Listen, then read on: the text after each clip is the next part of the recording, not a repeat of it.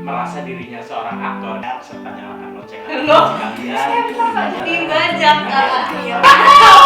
Tentang kisah hidupmu atau bukan kisah hidupmu, tak masalah. Yang penting happy, bahagia selalu di hati. Masalah datang selalu dengan solusi. Jika tak kau mau. Selamat datang kembali di Bukan Podcast, karena setiap kita punya cerita. Dan hari ini kita punya bintang tamu yang spesial karena ada... Bukan Pak, mohon maaf Pak, acara saya. Sorry. Iya. Sorry, saya kebiasaan bawain acara. Dibajak Oke, iya. iya. Jadi saya sekarang duduk di sini sebagai apa nih? Bintang tamu Pak. Oh, bintang tamu, ya Allah. Terima kasih sudah diundang. Iya, saya ulang dulu ya Pak ya. Oh ya, silakan monggo. Halo teman-teman. Agak fokus aku jadinya. Kembali lagi di cerita newbie bersama aku Sabrina, dan hari ini kedatangan seperti tadi yang sudah membajak acara kita di awal, ada Mas Santos Amin. Halo Sabrina, halo sahabat newbie. Aku udah kebiasaan apa ya ngobrol sama Mas Santos. Ya, Jadi kita apa nih Mas ya? Aku blank tiba-tiba ketemu Mas Santos tuh. Jadi karena udah dari hati ke hati banget gitu. Waduh, udah klop banget. Koneksinya udah dapet banget gitu kita. Iya, aku tuh tadi kayak mau nanya ini di briefing gitu ya, habis itu lupa semuanya. Nggak usah pakai pertanyaan, kita ngobrol dari hati ke hati aja. Jangan, aku udah ada bapak yang di belakang sana tuh kayak itu pertanyaannya itu gitu. Oh iya, Jadi aku siap. harus melihat kontekan aku harus kayak gitu. Jadi buat teman-teman yang belum tahu, Mas Santos ini adalah seorang seniman multi talenta. Multi talentan. Oh, multi talentan. Ya, jadi Mas Santos itu banyak misalnya, banyak keahliannya. Tapi buat teman-teman yang belum tahu harus cari tahu ya, soalnya kita udah pernah bahas ini sebelumnya di Iya, acara kalian ini. bisa search lah di Google atau di Wikipedia, pasti ada. Ada. Terkenal banget gue ya. Iya banget. Mas Santos loh, cewek yang gitu loh kasih. Oke, Mas, nih aku akan mulai melihat contekan aku ya. Mas. Oke. Nih, dari awalnya itu Mas emang pengen menggeluti dunia seni nggak sih? Iya, saya menyadari bahwa saya punya punya darah seni gitu ya, punya keinginan terjun di dunia seni ya dari kecil sebetulnya. Dari kecil banget? Dari kecil, karena dari kecil saya senang banget dengerin radio, saya senang nungguin cerita film akhir pekan, kemudian senang nonton film, bahkan kalau tidak dikasih transport nih untuk sekolah, saya kumpulin di hari Sabtu saya nonton masuk ke bioskop walaupun filmnya itu 17+. Bentar, teman-teman, jangan gitu. Ya karena saking senengnya nonton film. Oke. Saking senengnya nonton film. Terus kemudian di SD kelas 6, kebetulan saya SD langsung kelas 6 ya. Karena saya dulu kecilnya di Kalimantan dan nggak ada sekolah. Jadi langsung begitu masuk langsung kelas Begitu langsung ke Pulau Jawa, karena usia saya sudah 12 tahun, jadi saya masuk kelas 6. Oh, gitu. Dan ranking 1 loh di kelas 6. Wah, itu Saya belajar suatu- dari awal. Iya, berarti suatu emang benar-benar harus belajar baru langsung bisa kelas 6 kan? Kalau nggak bisa langsung. Ada levelnya nggak sih? Ada tesnya atau gimana? Oh enggak, kalau dulu pokoknya karena usia saya sudah 12 tahun, begitu datang ke Pulau Jawa, ini udah kelas 6, nggak mungkin ngulang dari kelas 1 gitu kan. Ya udah saya masuk. Berarti karena umur? Karena umur. Oh, gitu. Jadi rapot saya ya kelas 6. Jadi alasannya dulu ya waktu pertama ini rapotnya mana Kak? Nggak ada, udah. Aku kalau kayak gitu mending aku langsung masuk SMA aja bisa. Jadi akselerasi nggak sengaja. Oh gitu, karena umur. Dan di kelas 6 itu saya sudah banyak lama menjuarai lukis, deklamasi, baca puisi atau bermain drama. Hidup gue drama banget. Dari awal itu udah langsung seni gitu. Iya, Mantap nyanyi, banget ya. nari gitu. Ya udah semuanya dijalanin. Aku juga drama sih misalnya. Iya. Hidup aku drama aja Iya. semuanya. Ya waktu SMP juga gitu. Akhirnya ya ikutnya kegiatan-kegiatan yang berbau kesenian gitu. seperti nari, kemudian drama sekolah gitu di akhir sekolah gitu kan biasanya ada pensi ya, pensi kita menampilkan apa. Oh iya, Di oke. 17 Agustusan juga kadang bikin pementasan, saya menyutradarai, saya nulis walaupun saya masih SMP. Ya itu tadi, yang multi talentan tadi itu. Terus sampai SMA begitu juga. Di SMA saya bikin grup drama yang bisa pentas kapan saja. Setiap ada pensi saya menyajikan drama gitu dengan karya-karya saya gitu. Ya udah dari situlah terbangun bahwa oh iya aku memang di situ di Seni kesenian. banget, anaknya kayak seni banget. Nah gini Mas, ngomong-ngomong soal seniman nih ya. Setuju nggak sih Mas kalau seniman itu mencukupi nggak sih untuk kehidupan? Mencukupi tidak mencukupi itu berbeda dari setiap orang ya. Kalau kita merasa cukup dengan apa yang sudah kita raih secara finance ya, itu ya cukup gitu. Kan ada kecukupan secara batiniah gitu. Secara batiniah ya saya merasa cukup ya saya happy gitu loh. Ketika hidup saya merasa happy ya saya merasa cukup hidupnya gitu loh. Kategori hidup menjadi cukup adalah ketika saya sudah tidak bertanya lagi bahwa sudah cukup nggak hidup lo gitu. Berarti. Jadi ya apapun profesi yang kalian pilih, bidang yang kalian tekuni, kalau kalian lakukan dengan cinta, dengan happy, itu menghasilkan sebuah kecukupan buat diri kita gitu. Oke, jadi ya cukup itu dari diri sendiri ya. Iya. Subjektif, ya akan cukup atau enggak. Tetap kayaknya kalau aku nggak ada cukupnya. Bagus juga nggak ada cukupnya karena kita akan memicu untuk terus berbuat ya ketika kita merasa tidak cukup. Tapi jangan lupa juga untuk bersyukur. Ya pasti biar nggak lupa bersyukur sudah banyak yang bisa dilakukan juga. Ya. Gitu. Oke. Nah, Mas, kenapa akhirnya Mas aku lihat tuh kan Mas suka bikin film juga. Gitu. Kenapa akhirnya bikin produksi film?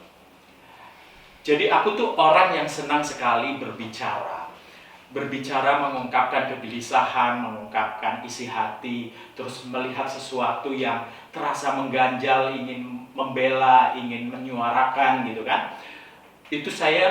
Tapi saya mengungkapkannya lewat karya, entah itu karya lukis, karya teater, tulisan atau film gitu ya. Banyak sekali yang saya sampaikan kegelisahan itu dalam bentuk karya gitu, sandiwara radio gitu dan sebagainya. Jadi semuanya itu sih yang mendasari saya kenapa saya membuat film gitu. Sebetulnya itu sarana saya untuk bicara saja. Jadi karya itu sebagai sarana saya untuk bicara, menyampaikan sesuatu, menyampaikan kegelisahan yang saya alami, gitu aja. Baik, sampai saat ini udah terluahkan semuanya, masih ada lagi yang tersimpan? Oh, kegelisahan harus terus ada. Terus ada ya? Dalam diri seseorang, kegelisahan itu harus selalu ada. Kepekaan terhadap lingkungan, terhadap sekitar kita harus tetap kita gali, kita aware kepada lingkungan yang ada, dan mata kita harus tetap bisa memandang dari segala macam sudut. Sebuah permasalahan pun harus kita pandang dari berbagai macam sudut. Jadi kegelisahan itu semakin ada dan kita bisa menyampaikannya lewat karya. Baik, oke. Kalau sampai saat ini nih, dari film, Mas tuh dapat apa aja sih selain hikmah dan hidayahnya? Mas udah dapat apa aja dari film? Jadi kalau film, aku kebanyakan kan memproduksi film-film pendek ya, karena itu memang curahan hati saya, kegelisahan saya, apa yang ingin saya sampaikan. Ada channelnya juga kan ya? Aku ada punya channel Filmku Film Indonesia. Kemudian aku sekarang juga lagi membangun podcast, judulnya namanya bukan podcast. Yang bajak aku tadi di awal itu. Bukan podcast, jadi kalian yang mau subscribe, like, comment, dan share serta nyalakan lonceng notifikasi kalian boleh. Bukan, nggak gitu. Ya balik lagi tadi pertanyaan. Udah dapat apa aja dari film? Ya, dari film ya yang jelas kepuasan sudah saya dapat lah, maksudnya setiap kegelisahan sudah bisa saya sampaikan, saya bisa ungkapkan. Kemudian beberapa film pendek saya juga sudah diproduksi atau diproduseri oleh orang atau produser ternama gitu ya. Terakhir saya membuat Perfect P, itu diproduseri oleh Nia Dinata, diproduksi oleh Kalia Nasira, itu film pendek juga. Dan beberapa film pendek saya yang sudah lama juga ada Soeharto dari Duka Untuk Esok, kemudian Dongeng dari Rumah Kontrakan, kemudian Aib, kemudian apa lagi ya? Sampai udah nggak ingat lagi tuh apa ya, aja yang udah ya ada beberapa diproduksi. yang udah dapat kayak the best, kayak Mata Yang Enak Dipandang itu best story ya, best movie dari Book on Screen tahun berapa ya, 2016 atau berapa gitu. Kemudian Yang aku tonton akhirnya aku tanya jawabannya, Mas bilang suruh pikirin sendiri kan. Dan aku sempet nonton dan filmnya tuh bagus banget. Terus aku akhirnya nanya sama Mas Santos, Mas itu akhirnya gimana sih? Ya itu akhirnya, jadi mau gimana endingnya kamu bikin ceritanya sendiri di pikiran kamu. Iya. Tapi- Karena aku setiap film itu pinginnya melempar sebuah diskusi kepada publik gitu, kepada siapapun gitu. Jadi tidak saya eksekusi sendiri gitu. Maksudnya ya ini potret dan silahkan kalian diskusikan. Ini ada kejadian seperti ini, silahkan kalian diskusikan dan bagaimana kalian menyimpulkan dari sebuah kejadian ini gitu. Oke, tadi kan Mas Santos sutradara juga ya? Nulis dan menyutradarai. Iya, yang multi talentan itu tadi Mm-mm. kan ya. Tapi kalau Mas menyutradarai, ada bedanya nggak sih kalau mainnya itu aktor yang biasa aja sama aktor yang udah terkenal? Ada bedanya nggak sih? Oh enggak dong. Aktor yang sudah terkenal biasanya sih mereka sudah tahu apa kewajibannya ya. Yang sudah merasa dirinya seorang aktor, dia udah tahu bagaimana tugasnya. Terus dia sudah bagaimana menggali karakter yang diinginkan oleh naskah dan diinginkan oleh sutradara. Dia bertanya banyak, terus kemudian membaca berulang, kemudian sampai di lokasi pun tidak ada tuh yang namanya megang naskah gitu ya. Kalau aktor yang profesional gitu. Nah, banyak kan kalau aktor-aktor pemula ya kita perlu direct lebih gigih aja gitu, lebih berulang-ulang Perlu gitu. kesabaran yang lebih nggak?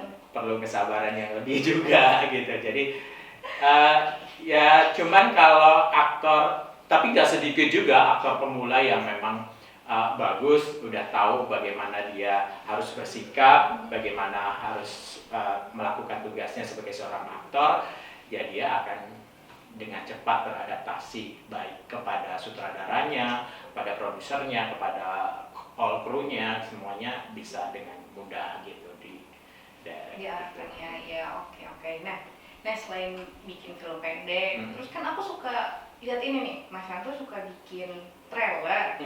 Tapi filmnya belum ada, aku kulik-kulik cari-cari kemanapun adanya cuma trailernya doang. Itu gimana sih Mas? Apa itu trailer filmnya udah ada atau baru bikin trailer doang? Gimana sih? Kadang saya bikin trailer karena memang sedang mengajukan proposal gitu kan. Oke. Sedang mengajukan proposal untuk diajukan kepada PH atau produser yang mau memproduksi cerita saya ini. Saya perlu sebuah soril, sebuah gambaran ini filmnya akan seperti ini setidaknya cuplikannya gitu. Kemudian sebenarnya itu sebuah teaser bahwa cerita dari apa yang mau saya sampaikan sudah terangkum dalam trailer itu gitu. Oh, jadi orang yang mau memproduksi terbayang oh akan jadi film seperti ini, bagus juga ya, menarik juga gitu. Jadi kepercayaan produser akhirnya timbul dan akhirnya job itu bisa kita dapat. Gitu. Semoga semuanya lancar ya Iya. Mas, amin. Ya ada juga kadang saya bikin trailer untuk puisi atau apa yang puisi saya audiovisualkan gitu. Iseng aja dari rumah, bahan apa-apa yang di rumah saya gambar, saya ambil gambarnya yang simbolis gitu dengan puisi-puisi itu, kemudian saya rangkai, jadi saya edit, kemudian saya rangkai dalam audiovisual yang menarik untuk ditonton jadinya gitu. Tapi gini Mas, kemarin tuh aku sempat penasaran, sempat Hmm. ngebahas kalau misalnya trailernya itu seperti itu gitu kan. Pada saat di approve nih, let's say proposalnya di approve, tapi lokasinya nggak di situ, atau nggak pada saat itu tuh baju yang dipakai atau ada props yang mau dipakai tuh nggak sesuai trailer, itu gimana Mas? Oh ya, tidak harus sih, tapi konsep setidaknya sudah ada dari sutradara ataupun yang menawarkan gagasan ini bahwa ceritanya akan seperti ini, konsep filmnya akan seperti ini, masalah warna, masalah wardrobe, kemudian diproses nantinya berubah, disesuaikan lagi, itu bisa Oh, itu terjadi nggak apa-apa kan berarti. negosiasi, ya. Walaupun pemainnya juga. Pemainnya juga, walaupun Oh, gitu. pemainnya juga. Misalnya saya waktu menawarkan diri project Perfect P, itu pemainnya dari teman-teman biasa, trailernya, tapi begitu dieksekusi ternyata produsernya minta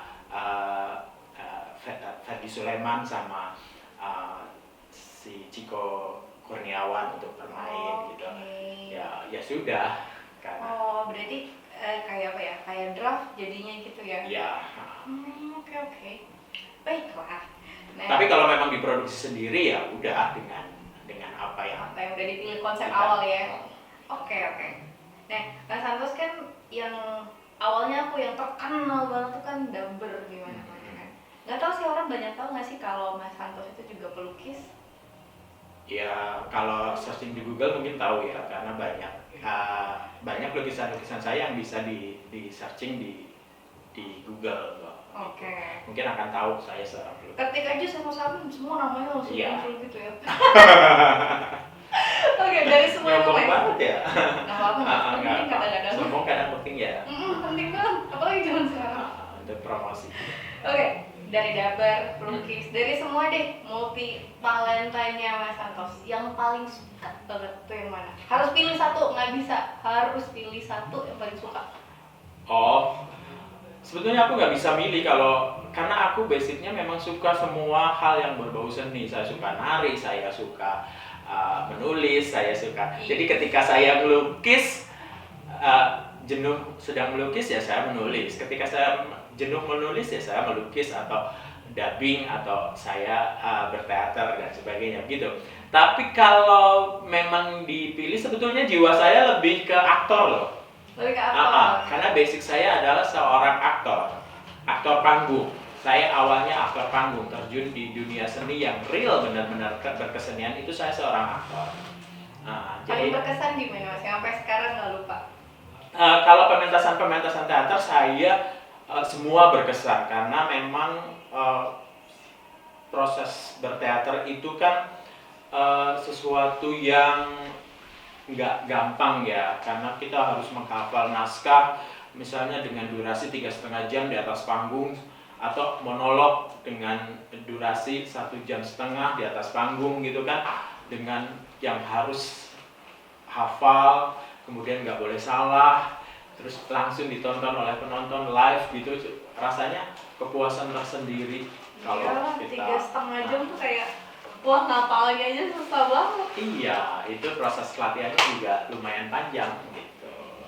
Wow, aku tuh jadi kayak suka Santos kan banyak banget deh ininya, talentnya.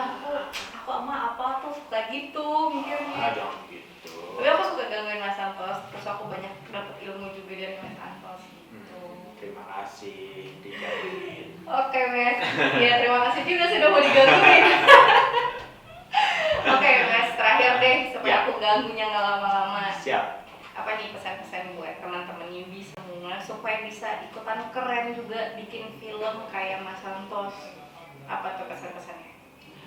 Ya, konsistensi gitu ya. Sebuah konsistensi itu sangat penting buat kalian yang memang mencintai dunia apapun ya, termasuk dunia film. Konsistensi, jagalah konsistensi itu dan lakukan semuanya dengan rasa tanggung jawab dan cinta, sehingga kalian melakukannya dengan happy dan hasil akan mengikuti. Tuh, jangan hari ini mau, besok enggak. Hari ini mau, besok mau yang lain. Enggak ya, pokoknya harus konsisten ya Mas ya. Oke deh Mas Santos, makasih banget udah mau datang ke sini. Terima Dan kasih. aku akan selalu mengganggu Mas Santos. Makasih juga buat teman-teman yang udah nonton, dan jangan lupa nonton juga podcastnya Mas Santos. Bukan podcast. Nanti linknya kita kasih nggak ya? Jangan lah, nanti kita akan nonton podcastnya Mas Santos semua daripada kita, gimana dong? Oke, makasih teman-teman semuanya. Sampai jumpa di cerita newbie lainnya di channel Newbie Film Center. Salam Salam satu satu frame. frame. Yang penting happy, bahagia selalu di hati. Masalah dan